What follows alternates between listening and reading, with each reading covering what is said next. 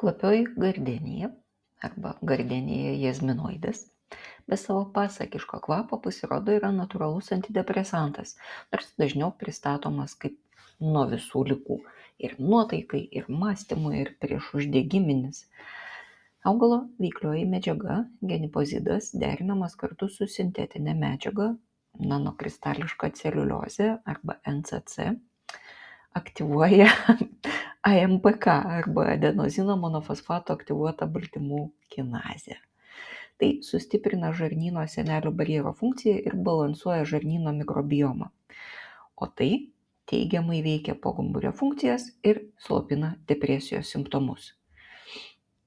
Nežinau, ar esu pasiruošusi gardenijų valgymui, juolab, kad NCC jos neturi. Ir nesu tikra, kad užtenka uostyti gardenijas, bet man ši mintis tikrai labai patinka. O kol kas noriu dar kartą pakartoti, viskas su viskuo susiję.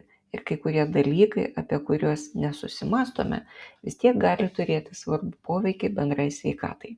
Tokie kaip pakankamai miegoti, būti lauke ir judėti. Ir taip dažniau sustoti pauostyti gėlių. Skanaus, taikos ir ramybės.